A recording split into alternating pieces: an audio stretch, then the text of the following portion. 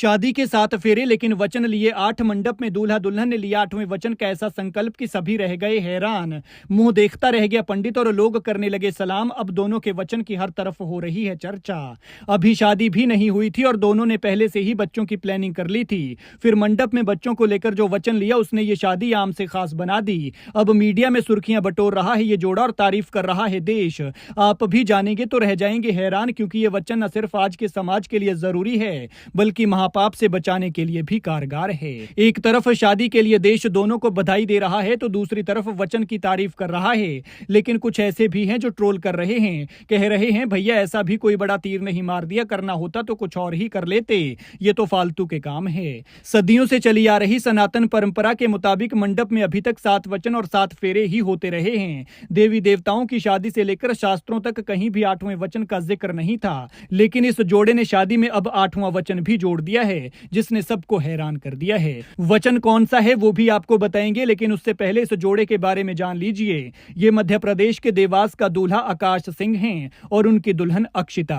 दोनों पढ़े लिखे हैं और आकाश पेशे से डॉक्टर हैं, लेकिन दोनों कितने गहरे ज्ञान के सागर हैं ये इनके 8वें वचन से पता चलता है। दरअसल आज के दौर में कन्या पर जघन्य अपराध हो रहे हैं। कहीं कन्या होने का पता चलते ही उसे गर्भ में ही मार दिया जाता है तो कई पापी उसे बाहर आने पर मरने के लिए फेंक कर छोड़ जाते हैं, और अगर वो बड़ी हो जाती है तो कभी उसके साथ गलत काम होता है तो कभी उस पर तरह तरह के अत्याचार होते हैं। लेकिन इस जोड़े ने समाज की सोच बदलने के लिए शादी के 7 वचनों के साथ बेटी के लिए 8वां वचन लिया है। इस वचन में कन्या के महत्व को जोड़ा गया है। शादी के 8वें वचन के मुताबिक पति और पत्नी ने वचन लिया है कि अगर उनकी पहली संतान कन्या भी होगी तो वो बेटे की तरह खुशियां और जश्न मनाएंगे, उसे बेटे की तरह प्यार देंगे और कहीं भी उनके मन में बेटा या बेटी को लेकर भेदभाव नहीं आएगा। वर वधू दोनों ने परिजनों की सहमति और पंडित जी से बातचीत करने के बाद ये 8वां वचन लिया है जिसकी खूब चर्चा हो रही है। खैर, वचन लेने वाली दुल्हन और उसके डॉक्टर पति का क्या कहना है वो सुनिए, और आप इस मामले पर क्या कहते हैं कमेंट में अपनी राय जरूर दें। वचन एक्चुअली ये था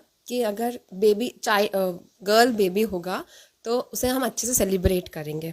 जैसे कि हम 2025 में रह रहे हैं अभी, बट इंटरनल सोसाइटी का अभी भी हम सभी को पता है कि बहुत हेजिटेशन है। इवन टुडे ऑल्सो लोग उतना अच्छे से सेलिब्रेट या खुशी नहीं वो करते, जाहिर लड़की जब होती है, और वहीं पे एज कम्पेरेटिवली जब लड़का होता है तो सब बहुत खुशी मनाते हैं। और इस चीज़ से बहुत सारे फैमिलीज़, औरतें स्पेशली सफ़र करती है।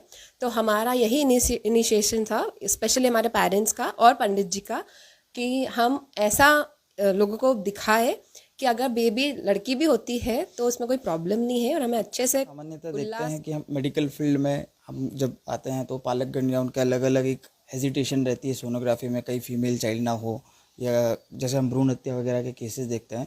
तो उसी को देखते हुए एक सोशल मैसेज हमने देने का प्रयास किया है, जिसमें हमारा कोशिश पंडित जी और हमारे माता पिता के माध्यम से ये रहा कि हम यंग जनरेशन एक जो गर्ल चाइल्ड को लेके एक भ्रूण हत्या जो हो रही है उसके लिए एक हम इनिशिएटिव लें, और गवर्नमेंट ऑलरेडी आदरणीय प्रधानमंत्री जी ने बेटी बचाओ बेटी पढ़ाओ का एक लिया है। उसी को ध्यान में रखते हुए हमारा प्रयास 8वें वचन, जिसमें हम यदि हमारी संतान होती है और एक सोशल मैसेज देने का प्रयास किया है।